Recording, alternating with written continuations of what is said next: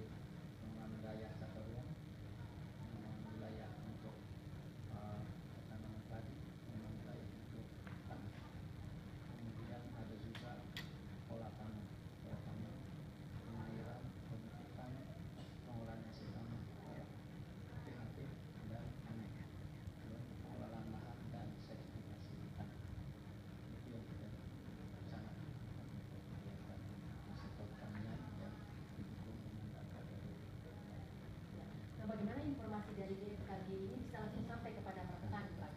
Jadi informasi-informasi kita ada pengelolaan rutin terus ada yang lama, ada yang informasi yang 3 bulan itu bisa kepada selain juga ada informasi yang kita berikan kepada berupa pembinaan SPM, juga SPI dan lain sebagainya. Sekolah lapangan Sekolah lapangan, ya. yang dibuat oleh Dinas Pertanian. Lewat kesempatan seperti itu biasanya juga Maupun sektor tanaman pangan maupun perkebunan itu juga berpengaruh pada kondisi. Apakah menurut Bapak dari evaluasi yang dilakukan selama ini, informasi yang diterima dari BMKG terus diberikan kepada petani, petani benar-benar memanfaatkan dan menggunakan itu secara maksimal sehingga tadi dapat mengantisipasi ancaman rawan pangan dan sebagainya ini, Pak? Memang kita tahu bahwa petani pada umumnya itu informasi-informasi yang terlalu drastis itu tidak kita sosialisasi. Jadi kita berusaha untuk step-by-step untuk melakukan sosialisasi sehingga ke depannya itu tidak akan terjadi kegagalan panen maupun gagal panen ketika ada perubahan cuaca. Kita berusaha untuk pelan-pelan dipastikan. Kalau Pak Yohanes dari UPTD Proteksi Tanaman Pangan dan Hortikultura sendiri seperti apa gitu kepada para petani-petani kita, terutama ini tanaman-tanaman produktif tentu saja ya. Biasanya di musim kemarau ini banyak serangan hama.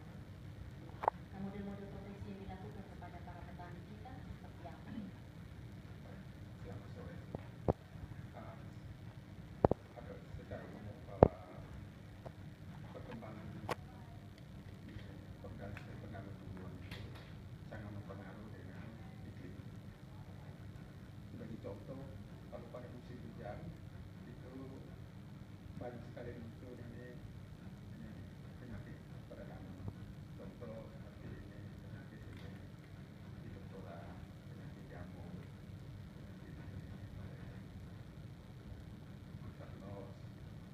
cabai dan contohnya. Kalau di musim kemarau itu biasa muncul banyak sekali penyakit itu tahu dari bulan keraya biasa muncul. Nah, dari semuanya itu, jadi perlu sekali kita mengetahui sejak awal, terutama pada musim-musim hujan seperti perkiraan pada musim BMKG bulan Desember, yaitu biasanya awal musim itu biasa muncul bulan keraya dengan lalat kembar, biasa sering muncul. Dan itu perlu diantisipasi sejak dini. Berarti selama ini ada koordinasi yang baik dengan BMKG ya untuk Ya. memanfaatkan informasi dari BMKG untuk disampaikan ke petani, Pak Yohanes. Berarti sama kedua instansi ini selalu berkoordinasi dengan baik. Ya. Ini juga ada kebiasaan petani kita yang memanfaatkan musim kemarau yang sudah panasnya berlebihan, tapi menggunakan cara-cara yang saya boleh katakan kurang baik untuk mempersiapkan lahan ataupun seperti pembakaran ladang atau lahan Pak, sering dilakukan oleh para petani kita untuk menggampangkan. Kalau Pak Beda atau Pak Yohanes sendiri berpendapat terkait hal ini seperti apa? Memang secara singkat dan gampang membuka lahan yang Itu yang paling gampang. paling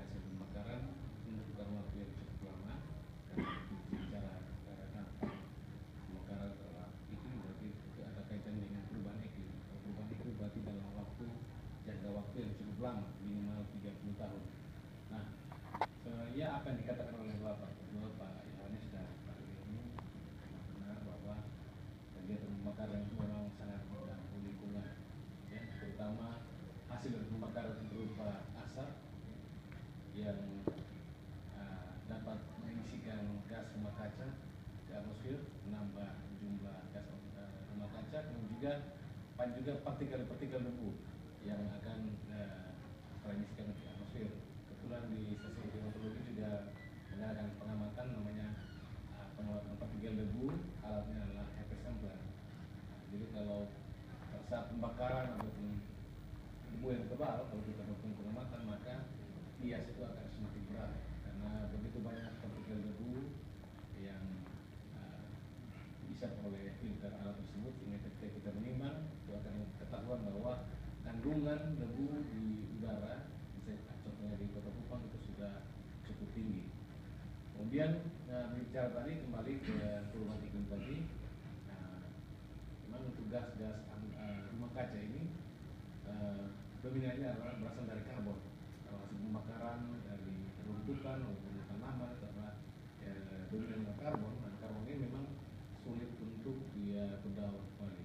Jadi kalau sudah dilepaskan ke atmosfer, maka itu cukup berbahaya dan menjadi